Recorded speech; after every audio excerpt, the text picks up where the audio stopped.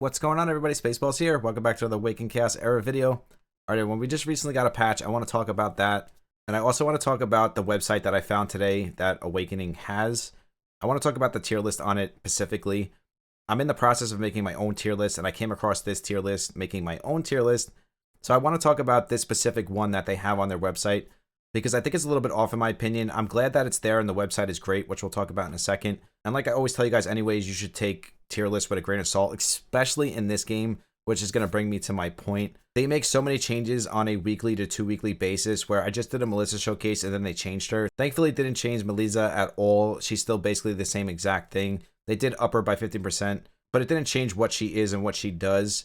But going forward, I've been very careful with the videos that I make because they make so many changes that a lot of these videos will become irrelevant because they change stuff so much. And that's why I've been holding off on the champion showcases like Desmond. I want to do Jonathan and Charles and all that stuff. But the thing is, they're doing so many buffs and nerfs. I don't want the same thing that happened with Melissa, where she gets a buff right after I make the showcase video.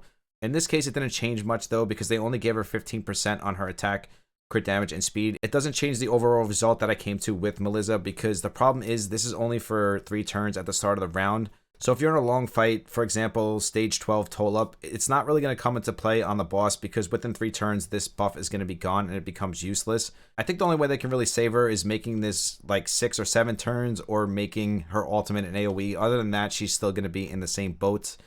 Adjusting her 10, 15, 20% isn't going to do much. Maybe if it was 100%, then it would be okay. But in the current state, it's just not enough to make her relevant at this point, unfortunately. But I am glad that they're trying to make some of these champions better. Definitely glad to see. So that's why I've been holding off on my showcase videos. They'll be coming back really, really soon. I mean, at the end of the day, it is what it is. If they make changes, we'll just go back and change it. I am, like I said, going to be making the tier list video, because with the tier list maker, I can always go in there and change it as they make changes. So making the tier list is fine. I'm not a big fan of tier lists, but I am going to make one for you guys with the community on Twitch, and then I'll make a video here on YouTube. I'm just finishing up the portraits so I can actually make the tier list, so that will be coming up next. So with all that being said, let's get into the update side of things. Let's go into our mailbox. You guys can always check the updates in your mailbox. If you scroll down, you'll see update notice 127. That was the last patch that we got. Patch, update, whatever you want to refer to it as. So I'm not going to go over every single thing in this patch. One thing to take away from this is every 2-3 weeks we're getting these amazing patches. So shout out to the devs. They're doing a great job at trying to balance the game, the AI, bug fixes. They are very, very consistent. I've played a lot of gotcha games in the past 10 years, and I can tell you right now that the Ace devs, Century Games, have been on top of their stuff when it comes to trying to balance the game out. Some people love it, some people hate it, but at the end of the day, at least they're doing it and making the effort to make their game long-term and have a beautiful game for the whole community. I love seeing it. Great job so far, devs. So we have game updates, login. This is all about the iOS bug stuff. They made some changes to the packs. It looks like the newbie hero pack will now be gifted to players who make any purchase in the shop. That's really good. Arcane Dominator, decreased damage of countering blow from 150 to 100. Enhanced counterattack damage to the boss remains the same. So again, they're just optimizing the dungeons. They've been doing this kind of stuff in the last, I would say, 6-7 patches, where they're just messing with some of the gear dungeon bosses, because the bosses are kind of tough in this game. I like it personally. But for overall farming, it's not the best, because you do need a really strong team to farm the gear dungeons. But that is the way this game is designed. This game is designed to where they want you farming Mythic campaign for a very long time and then switching over to the gear dungeons. So it does make sense. But it is good that they're trying to make these adjustments. We have a lot of hero balances again. Every single patch that we get, we're having some type of hero balances. So we have this top one, which is pretty interesting to me. Balance adjustments. All stats are based on maxed skill levels. I'm not really sure what this means. I'll look deeper into this. If you guys know in the comments, let me know exactly what this means. I'm having a brain fart at the moment. So Monger got a little bit of a buff, decreased the skill cooldown from 4 to 3. I'm not really sure if that's going to change anything, but we also got decreased the skill cooldown from 5 to 4. So basically they took his skills and took a cooldown slot off each one of them. And then before, it was deals 150% damage to an enemy with a 50% chance to inflict stun for 1 turn. If the target is affected by stun, then grants 100% attack. After, it's going to be 150% damage with an 80% chance to inflict stun. So that's really good, especially for a single target stun. And stun in this game is not really used that much, because there's not a lot of good units that have stun. In a lot of the other gotcha games that we play, stun is such an important part of the game, where there's AoE stuns, all that stuff. This game doesn't really seem to have that. Most of the units that have a good stun or a high chance to stun are single target. So it should be 100% or at least 80% in my opinion. So this is a really good change overall. For Thomas, we got decreased the skill cooldown from 4 to 3. So it looks like they're trying to balance out the game when it comes to long skill cooldowns, which is, again, really, really good thing. We already talked about Melissa's trait, the Vanguard. They buffed it 15%. I don't think that changes anything personally. It will make her a little bit better for sniping stuff in arena and ability dungeons. I think Melissa's best place is in ability dungeons, especially the wood one. She's really good there, but outside of that, it's really hard to get use out of her, especially when there's units like Valerie that are just flat out better. Fire Org, it's really hard to get use out of it because it goes away in 3 turns at the end of the day, and she just does single target damage like I keep saying. So with those two things, it just makes it really hard to get Melissa in action. So Lydia got some changes as well. The thing with Lydia is she looks amazing, but I haven't used Lydia since the day I started playing this game. The problem with her kit is she needs to be Ascension 5 to even get use out of her, and the only place you're really going to use her is in endgame PvP, unfortunately, because of what her kit is. So I'm glad they're making some changes to her as well. I'm not sure if that's going to change too much, but we'll have to see. I'm really excited about the Balbreath buff. I pulled him, but I haven't wanted to build him because I just feel like he's not as good as Valerie. So if I were to build either one of them, it would definitely be Valerie. But let's see what we got. Deals 120% damage to all enemies plus 60% extra damage to the main target. This attack deals 20% bonus damage to targets under a negative effect. I'm not sure what it was before, but that seems like a really good skill. So we'll have to build him and do some testing on him as well. Cyrus also got a little buff as well. I don't think she necessarily needed it. I personally love Cyrus, but she got her damage increased from 200 to 240%. So we know that's really good for her because she's already good, so that's just going to make her better. Always getting damage increased is a good thing. We also got a buff on Malek's Assaults, increased damage from 150 to 200. So it looks like, again, they're just balancing all these heroes out. They're either decreasing or increasing their damage and their skill cooldowns. Because like I always tell you guys, they can see stuff that we can't, numbers that we can't see. So I'm sure that's the reason for a lot of these changes. Because some of these units are really good, like Cyrus, for example. I wouldn't think that she needed a buff, but she got a buff anyway, so that just shows that they see stuff that we don't. So that's probably the reason why some of these units are getting buffed that we don't necessarily think need a buff. I don't really think Mullox needed much of a buff neither. A lot of people use and love him. And then other than that, we just got a bunch of hero bug fixes and just overall game balancing, other bug fixes. A lot of great stuff in this patch. The last 5 patches, in my opinion, have been really good for the game overall balancing. I just love seeing these changes happen so quickly. Every 2-3 weeks, we're getting these huge patches, balance changes, hero balances, buffs, nerfs. It is great. I love seeing all these adjustments being made. One thing I want to look at real quick before we go over to the website is I want to look at Balbreath real fast. Because I'm getting ready to 6-star my Valerie, but if Balbreath is going to be better, I might just 6-star him. I don't think he's necessarily going to be better, especially when it comes to speed farming, because I am building Valerie for my speed farming team, and I don't think Balbreath is going to be better than her, even with his current buff. And again, looking at his A1, 30% chance to stun on a legendary feels like it's so low. It's a 1 target stun. I feel like this should be at least 60 to 70%. He's a legendary, devs. Come on. 30% stun on legendary just doesn't work in my head. Make this 50 or 60% at least. If this was an AoE, I can completely understand it being 30%, but this is not an AoE. Buff this stun a little bit. I mean, look at Charles. He's an elite. He has a 100% chance to taunt on his A1. And then you look at Balbreath with a 30% chance to stun. It just doesn't make sense. But overall, he's looking good. Hopefully in the future, they'll adjust his stun. I love this man's graphics. He looks amazing. I want to build him just on the way he looks, really. But that's it as far as the patch goes. Another great patch. So shout out to the devs. Keep going with these great, awesome patches. Let's pull up this website so we can talk about this tier list real quick, and then we'll wrap this one up.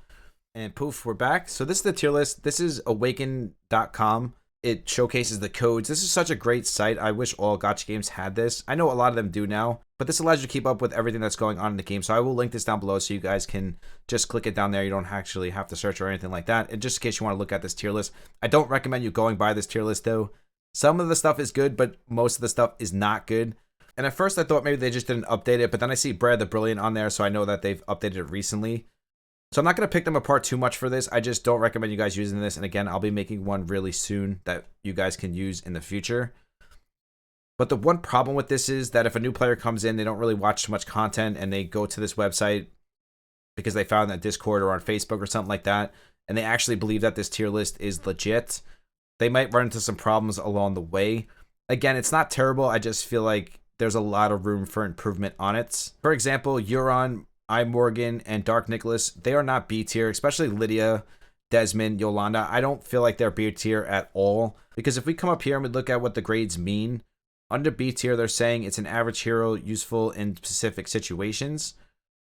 Now, I do agree with that to an extent, but I feel like units like Yolanda, Euron, Morgan are useful in more than one situation. So I feel like B tier should be if it's only useful in one situation, not multiple situations. Euron and Morgan, even Dark Nicholas, but more Euron and Morgan, they got a lot of buffs in the last couple weeks. So maybe that's why it's not updated yet. I definitely feel like they should be at least in A tier. Same thing with Yolanda. She's definitely should be under the A tier spot as well because her shields are so meaty, allow you to use her in bounty hunts, endless trial, maybe not so much the gear dungeons. And I do feel like gear dungeons are very specific comps. That's just the way this game is. When it comes to gear dungeons, you do need very specific comps. And most of the time you want to use a solid element to get that extra bonus damage. But that's only one piece of content. And a lot of these heroes under B tier can be used in more than just gear dungeons. Like I said, there's so many pieces of content that you can use them in, especially Morgan and Euron. You can use them in Guild Boss. There's just so many uses for them. And then to have Light Nicholas in A tier and Dark Nicholas in B tier, that just says to me that this tier list is a little bit off. It really doesn't make any sense. Light Nicholas, nobody uses, not even in PvP. Nobody uses Light Nicholas at this point. And then you see Dark Nicholas under B tier. So again, I'm not going to pick this apart too much. We're just going to make our own tier list in the future. But I did want to touch on it and go over it a little bit with you guys just in case a new player came across it. I will get my tier list out there really, really quick for you guys. And maybe they'll see this video and come back and readjust this tier list. Maybe they just haven't touched it since beta 1 or something like that. I'm not really sure. I just feel like it hasn't been adjusted in a very long time. Same thing here. We have Marine Shadowblood in A tier and S tier. Shadowblood is not an S tier unit. She is a really good unit.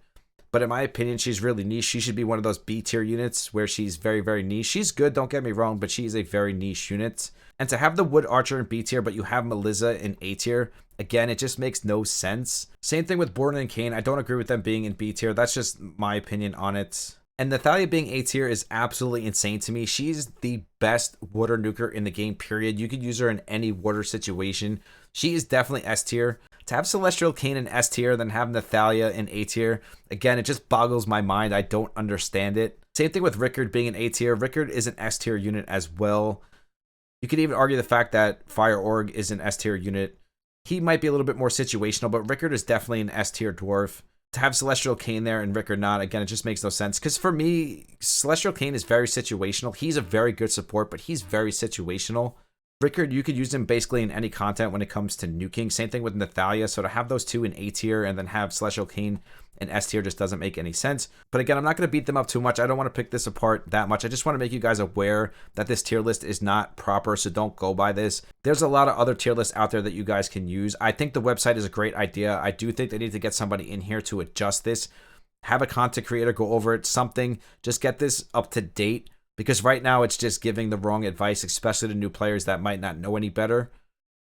Looking at this, they're going to make a lot of mistakes, unfortunately. The elite heroes are better situated than the epics and legendaries, in my opinion. They're not as bad as those ones are. Like, Elson's a really good unit. He's an epic at the end of the day. Maybe he's not S tier, but he is a really good unit. So I guess the elites aren't too bad from what I can see. Let me know in the comments if you guys see any mistakes when it comes to the elites. I tried to make Raven work. She's really not that great, so I guess B tier is a good spot for her. So the elites are actually pretty well placed in my opinion. This is not too bad. But when it comes to the epics and the legendaries, this definitely needs major adjustments. Like I said, guys, in the future, I will make my own tier list within this week. I'm just finishing out the portraits. I tried to just copy and paste these portraits onto the tier list maker. The problem is I can't use PNGs. I have to use JPEGs. So I have to put this through my Adobe and make them into JPEGs. So I have to do it one at a time. And you guys see there's a ton of portraits.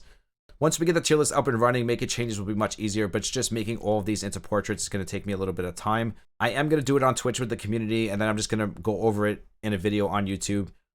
And I will make it so you guys can just go to the tier list and see it anytime you guys want. But I do want to make it with the community. This way, it's a general consensus between all of us. Because I feel like when one person makes a tier list, this happens because it's just based on their opinion. And they might not use these units enough to know how good that unit actually is or if it's good in other content. And then you just get a biased tier list because it's just one person making it and it's just their own opinion. So that's definitely going to be coming soon. I want to know what you guys think about this tier list, about me making a tier list in the future. I'd love to hear what you guys have to say, so comment down below and let me know what you're thinking. And shout out to the devs. You guys are doing a great job. Keep going with all these buffs and nerfs adjustments, patches, whatever you want to call them. Keep it going. Great job. We are so close to 5,000 subs. Once we reach it, we'll start another sub celebration. If you want to follow me on Twitch and Discord, those are always linked down below. We do 2 monthly giveaways on Discord, random giveaways on Twitch. I'll also be giving away Brand this entire week on Twitch. So if you want to get a free copy of Brand, come over and join us on the Twitch side of things. If you want to be part of the random giveaway that we do here on YouTube, all you have to do is sub to the channel, like and comment on my past 10 videos, and I will automatically enter you to the random giveaway. I truly do love each and every single one of you. I will see you in the next one. Spaceballs out. Peace.